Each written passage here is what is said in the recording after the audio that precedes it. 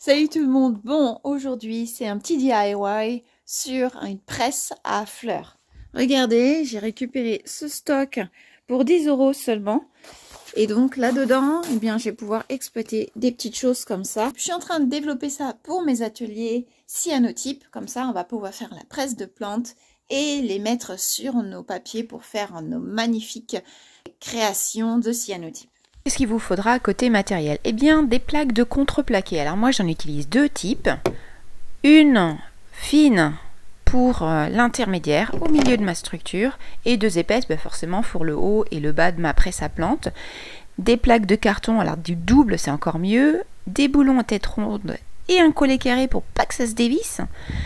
Des écrous à oreilles et des rondelles. Alors 10 mm, le boulon c'est la longueur que vous voulez, ça va dépendre de votre travail. Dans un premier temps, on va définir la taille de notre presse. Alors moi, j'ai utilisé forcément le matériel que j'avais. Ça tombait bien, c'était un peu plus grand qu'un A4. Vous voyez, c'est un A4, ce bloc. Donc je vais me baser sur ça et puis faire déplacer un petit peu de part et d'autre pour vraiment que le papier soit bien compressé et que j'ai la place de mettre mes boulons. Bon, moi je vais tracer tout ça. Alors je vous avoue que j'ai mis une marge de 1,5 cm de part et d'autre de ma feuille. Donc voilà, je fais mes petites lignes et je vais emmener tout ça à la découpe. Voilà, merci mon cher et tendre qui a le bon matériel. Mais si ce n'est pas votre cas, eh bien sachez que voilà, les grandes surfaces de bricolage sont tout à fait capables de les couper à la bonne dimension directement. Donc ne vous inquiétez pas, ça ne doit pas être un problème, ça ne doit pas être un frein à la réalisation de votre presse à plantes. Donc là on a coupé notre plaque la plus petite, on va maintenant faire les plaques les plus épaisses. Alors bon, nous on a fait vraiment avec ce que l'on avait, donc les plaques les plus épaisses étaient un peu plus larges comme vous pouvez le voir. Donc on a reporté en fait, voilà, cette dimension que vous voyez sur la droite, en bas, et puis ce qui nous fait un bord équidistant tout autour de la plaque la plus fine. Donc, mais ça c'est vraiment pas obligatoire. Ce que vous pouvez faire, c'est des plaques, 3 plaques, exactement de la même dimension et vous n'allez pas vous embêter. Voilà. Je retourne maintenant à l'atelier découpe. Merci mon chéri. Qui va me découper bien proprement les 2 plaques. Alors voilà, on en a coupé une, on utilise l'autre comme modèle. Et ça nous fera nos 3 plaques. Mes planches de bois sont découpées, je peux m'attaquer maintenant à mes plaques de carton. Alors un carton le plus épais possible s'il vous plaît, vous verrez ça sera beaucoup mieux pour faire sécher vos plantes. Et il m'en faut un petit stock parce que j'ai choisi de faire sécher beaucoup de plantes. Donc d'avoir des boulons relativement longs, comme vous avez pu le voir tout à l'heure, je crois que c'était 12 cm. Bon, j'ai coupé mon carton, regardez j'ai une bonne pile, mon boulon est là, voilà vous voyez. J'en ai fait quand même plus que la hauteur de mon boulon, sachant que sur le bas, j'ai ma planche. J'ai une planche intermédiaire et une planche sur le dessus. Donc voilà, j'ai plus ce qu'il faut. J'en ai en plus au cas où je devrais en changer certains. Je vais pouvoir faire sécher pas mal de plantes. Donc ça, c'est parfait. Allez, on passe à la suite. Alors, je vais avoir ça, une plaque intermédiaire et ça... Je prends mon boulon, je pense que ça a fait un sacré sandwich. Une fois rentré, voilà, mon papillon, là, mon écrou papillon va arriver à ce niveau-là, donc je pense que c'est suffisant. C'est très bien, comme ça j'ai de la marge, à peu près l'épaisseur de cette plaque-là, pour vraiment compresser l'ensemble. La prochaine étape, faire les trous dans tout ça, voilà, parce qu'il va falloir qu'on puisse serrer, donc allez, c'est parti. Je retourne à l'atelier voir mon menuisier préféré qui va percer mes planches. Et vous observerez qu'il y a aussi une des plaques en carton. Voilà, ça nous servira de modèle.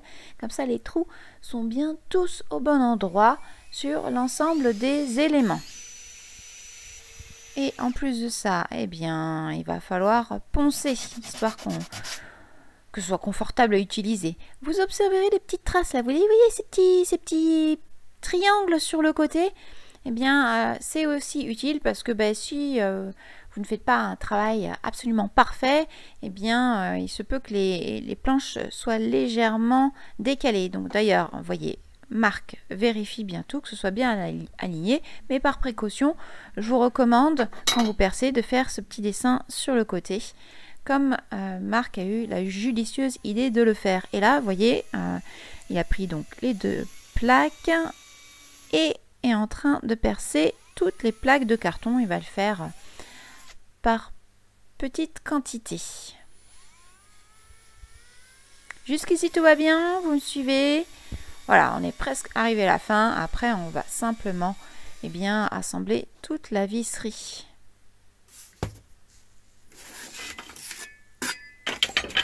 Allez, un autre petit lot de carton et on sera bon.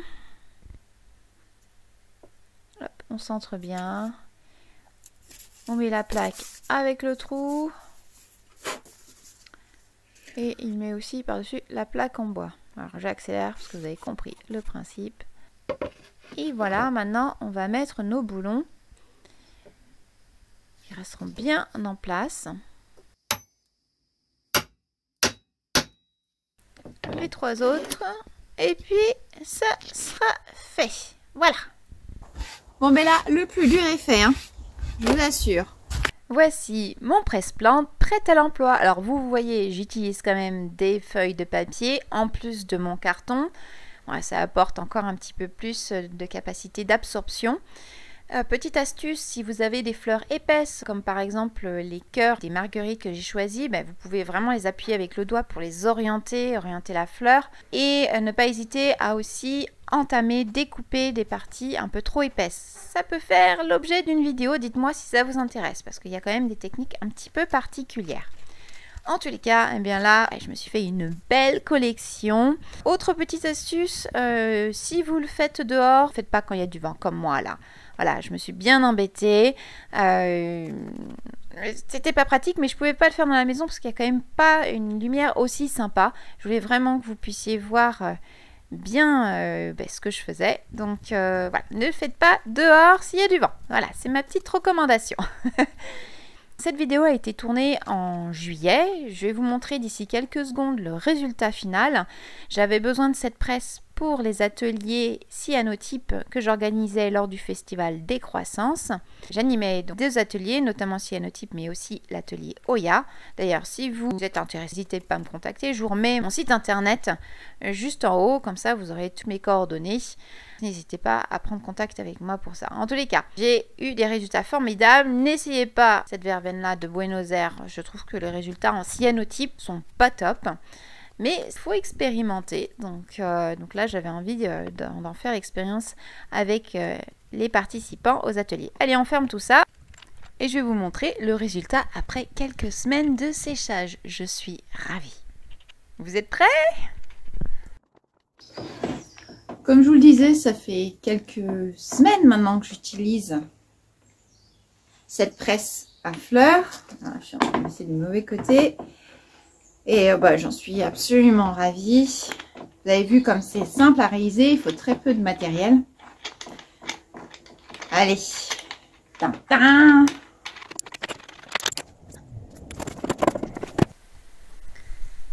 Vous pouvez voir qu'elles sont vraiment bien pressées, il n'y a pas de problème de moisissure. Voilà, je vous recommande quand même de vérifier de temps en temps. Là, ça faisait presque 4 semaines que je les avais pas ouvertes. 3-4 semaines. Ouais, j'ai fait d'autres cyanotypes depuis. Donc voilà, on observe, on regarde la qualité des plantes, on rechange les papiers si besoin, les cartons si besoin.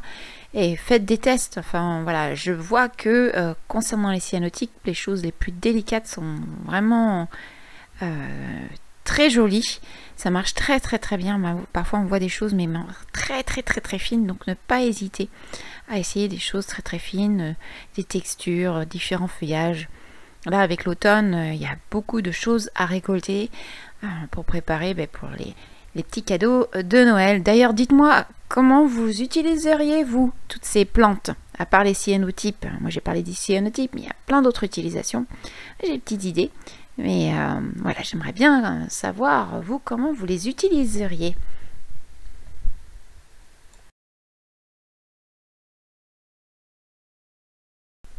Je dois avouer que j'ai beaucoup récolté de plantes sauvages et regardez ça, par exemple. Enfin, c'est d'une délicatesse, c'est vraiment très très beau. On peut utiliser ça juste dans un cadre transparent, sur un papier plutôt foncé, parce que ça peut les mettre en valeur, ou même comme ça, hein, vous voyez, c'est quand même assez joli. Ouais, pour les cyanotypes, ça c'est top, vraiment, vraiment top, je vous le recommande. Je vous en montre d'autres plantes juste dessous. On fait glisser ça délicatement, mais ça se fait quand même très très bien. Regardez, les marguerites, j'adore. Franchement, c'est trop beau. Même juste comme ça, regardez sur le papier, enfin je sais pas ce que vous en pensez vous. Moi je trouve que c'est absolument superbe. Je me régale. Voilà, alors par contre, c'est super délicat. À vous de trouver le moyen de les soulever sans enlever les pétales, comme je viens juste de le faire sur celle-ci. Après, je me suis prise un petit peu autrement. Mais oui, c'est le problème avec certaines plantes. Vous allez voir en testant qu'il y a certaines plantes qui sont moins fragiles que d'autres. Voilà, comme ça, je trouve que ça fonctionne bien pour les détacher.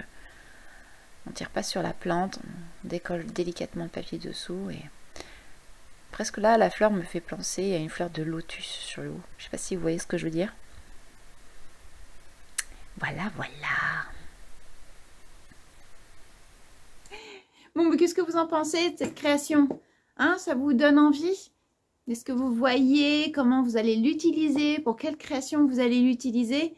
Moi, j'adore en tous les cas. Je trouve que le résultat est formidable et très très joli. Et comme il y a Noël qui approche, je pense que ceux qui veulent offrir un presse-plante pour Noël, je suis sûre que ça plaira à beaucoup de personnes créatives. Donc pensez-y, messieurs. Hein. Voilà, ça fait des petits cadeaux faits maison pour mesdames. Ou pour vous, hein, voilà. Et n'oubliez pas qu'avec toutes les plantes pressées, eh bien, vous pourrez aussi faire beaucoup de petites créations pour Noël. Donc, voilà, on verra.